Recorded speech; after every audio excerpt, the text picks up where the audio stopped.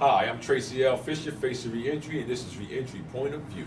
I'm here with candidates running for judge, Wendi Barish. How are you? I'm doing really well this morning. How are you? All right. Did I pronounce your last name right? You did. Thank Spell you. your last name for the people. B-A-R-I-S-H. I had a hard time trying to pronounce that, but okay. Listen, as you know, this is a reentry show, and we have a very large audience that's trying to get caught up on the political things. Won't you explain to us what are you running for? I'm running for a position on the Court of Common Pleas as a judge. I've been a practicing attorney for more than 20 years, specializing in the Civil Rights Act. I grew up in Northeast Philadelphia, and I had a sister that is handicapped. And as we were growing up, I saw how she was treated differently in society, and it very much affected me.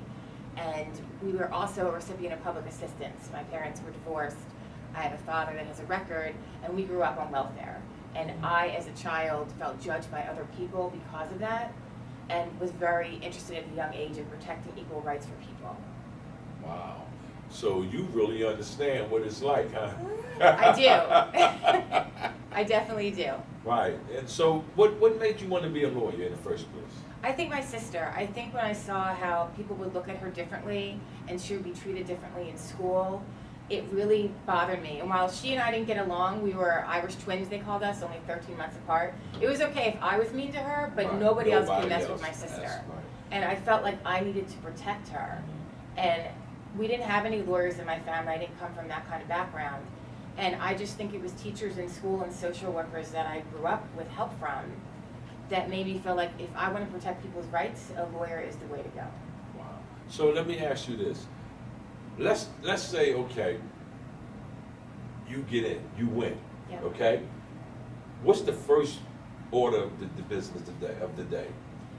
I want to ensure that there's more compassion and equality in the court system. I am very concerned that the rights that I believe in are being challenged right now under our new administration.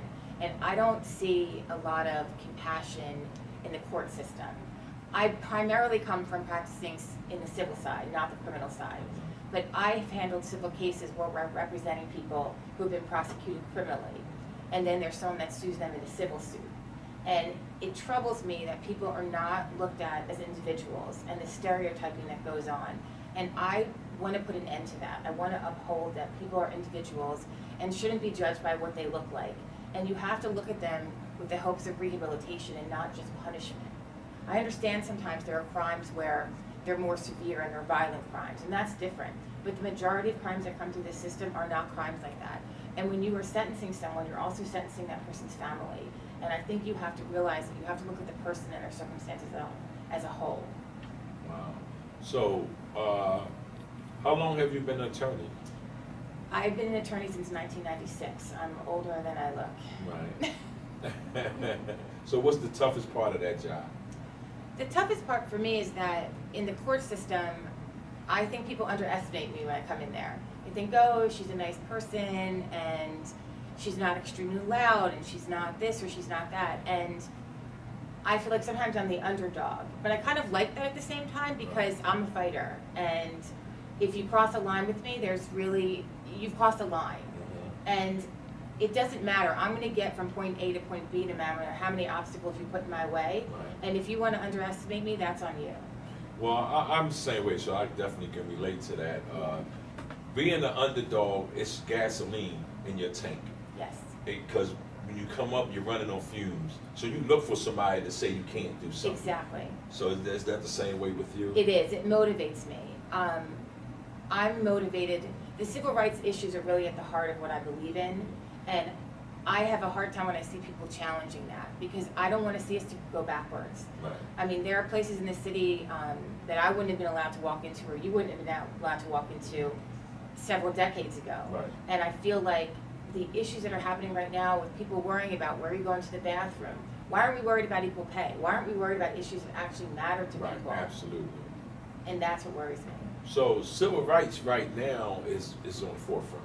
Yeah, we're in a civil rights movement right now. Absolutely. And people don't realize that because it might not be something major as far as they're concerned, Yes. but everything is in the details. That's right. And the fabric of Yes. it. And that's what you fight for. I do. I think that we're in a new kind of civil rights movement right now, and that is one of the positive things that I see from the administration is that we're having to fight for and protect rights right now, and that gives us an opportunity, is how I look at it.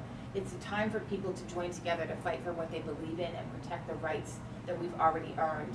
And we don't want to see it go back. We need to push things forward. So, this being a reentry show, how do you feel about returning citizens?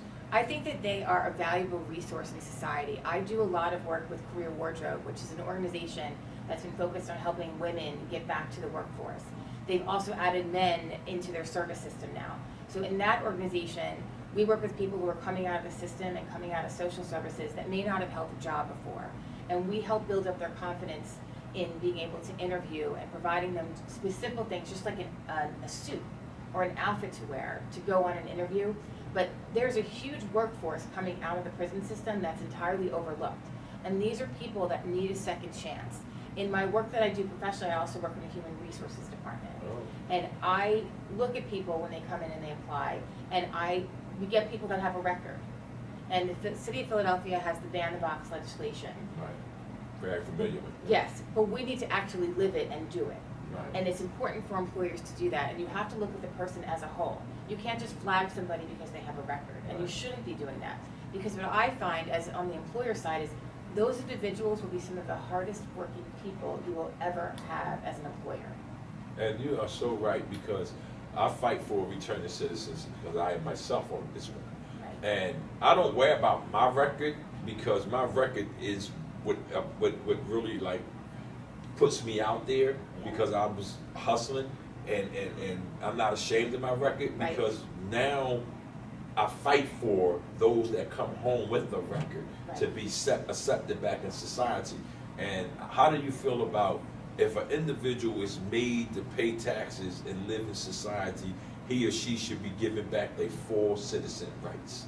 I think that you're entitled, once you complete the sentence, it's done. I understand there may be probation, but you cannot hold someone for the rest of their life a hostage for mistakes that they've made and that they've already paid the price for. And I think that society has a hard time with that. And it affects people, and it particularly affects minority people. I mean, when you look at the statistics, there are certain groups, African American males, that are subject to this, more so than anyone else in society. Absolutely. And you have to let someone, there's a time for forgiveness, there's a time when we've already established what the penalty is. You can't have it the rest of your life. Wow. Excuse me. So, you being the judge, you get in, and now there's a program that actually deals with returning citizens. Do you embrace that program? I do. I think you even embrace programs before you get to that point. Like when you look at individuals, you have to look at their mental health, you have to look at what's in their background. There's rehabilitation programs that people should be looking at before they're even sentenced to prison. And there's a huge deficiency there right now. Are you really going to look into utilizing the programs that's available in society? I would definitely look into them, because the experience with my father and him coming out of the system, he was not sentenced to any length of time, but he has a record and has been homeless at points in his life because of that. So we need programs like that that help people integrate back into society so they can continue to be positive people in people's lives. Wow, and I'm a firm believer in reentries and everything, and it affects everyone. And watching you, not knowing you, people would have never known that. That's right. So when they see you fighting, they be trying to figure out where this, passion coming from, but they don't know your history. Exactly. And that's why I'm glad you're telling them this here. So here's a question I have for you. On the day of the election, and you walk in, and you see someone about to go into the booth, and they have the ballot in their hand, and they see your name on there. Now, I don't know you, so we just met inside of the voting booth. Right. And I say to you, why should I vote for you? I'm Wendi Barish. I'm running for a spot on the Court of Common Pleas. I've dedicated the last 2 decades of my career to upholding the rights of the Civil Rights Act of 1964. I'm very concerned that under the current administration, the rights that I believe in are in jeopardy. I want to bring compassion and integrity to the bench and help uphold the rights of people and look at them as individuals and not stereotypes. I want to take those values and help serve the community of Philadelphia that has raised me as a child who was brought up with public assistance. I want to give back to my community and help the system. Please come out and vote for me on May 16th. Thank you. I'm Tracey L. Fisher. This is Reentry Point of View.